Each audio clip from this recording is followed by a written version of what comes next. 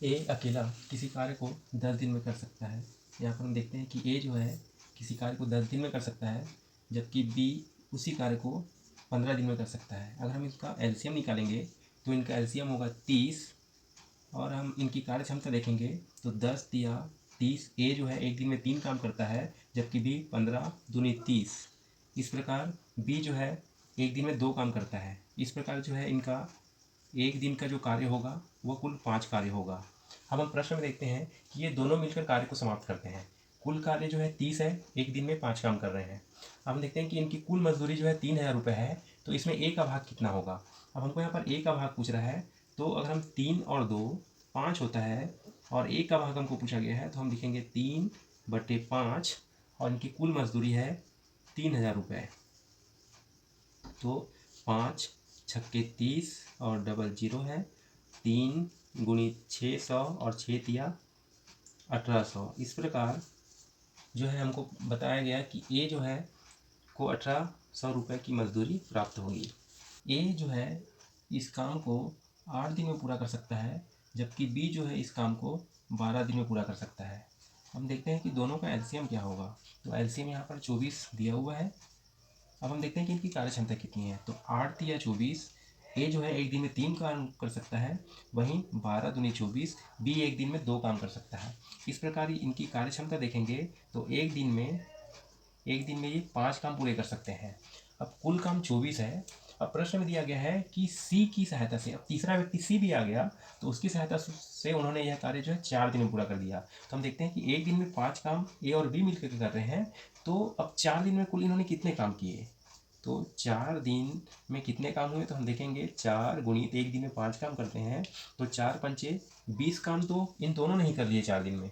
अब बचा कितना काम, अगर हम 24 में से 20 घटाएंगे तो केवल 4 काम बचा।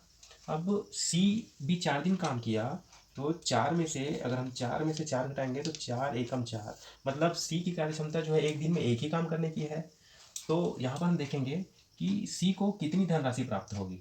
तो यहाँ पर दिया हुआ है 4500 रुपये और यहाँ पर गुणित, अब 3 2 5 और 1 6, तो ये हो जाएगा 1/6, क्योंकि ए की कार्य क्षमता एक ही है और 3 2 5 और ये सी की कार्य क्षमता 1 6, तो 6 सत्ते 42 और 3 बचा और 6 पंचे 30 और 1, तो इस प्रकार जो है 750 रुपये हमारा आंसर होगा।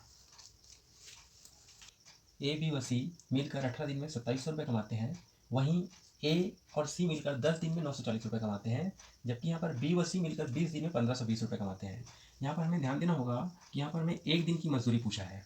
अब हम वापस प्रश्न में जाएंगे कि 18 दिन की बात यहाँ पर की गई है कि 18 दिन में ए प्लस बी प्लस सी जो है कुल 2700 रुपये कमाते हैं। अगर हमको एक दिन जो प्रश्न में दिया है अगर हम निकालेंगे तो 9 दूनी 18 और 9 तिया 27 और हम देखेंगे 2 15 में 30 और ये 0, तो इस प्रकार 150 रुपये आ गया। अब इसके बाद हम देखेंगे कि ए व सी का देखेंगे कि वो 10 दिन में कुल 940 रुपये कमाते हैं, तो ये 0 से 0 कट गया, यहाँ पर 94 रुपये आ जाएंगे।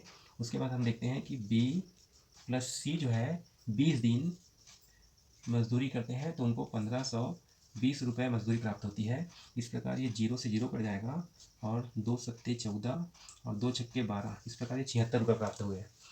अब यहाँ पर हमको सी की एक दिन की मजदूरी पूछा गया है, तो यहाँ पर ए बी सी का तो स्पष्ट रूप से 150 रुपये दिया गया है, जबकि यहाँ पर सी की जो मजदूरी है 2 बार जुड़ गई है। तो हम देखेंगे यहाँ पर कि ए प्लस सी और इसको अगर हम जोड़ देंगे बी प्लस सी की अगर हम मजदूरी देखेंगे, अगर इनको दोनों को जोड़ देंगे और माइनस करेंगे ए प्लस बी प्लस सी की मजदूरी से, तो 94 प्लस 76 और हम घटा देंगे 150। हम देखते हैं हम 94 और 74, 6 4 10 और 9 10 और 7 17 और हम घटाएंगे 150, तो 170 में 150 घटाएंगे तो 20, क्योंकि यहाँ पर सी की मजदूरी 2 बार जुड़ गई थी, तो ये यहाँ से माइनस हो गया, तो ये हमें पता चल गया कि सी की एक दिन की मजदूरी जो है 20 रुपये है। यही हमारा आंसर होगा।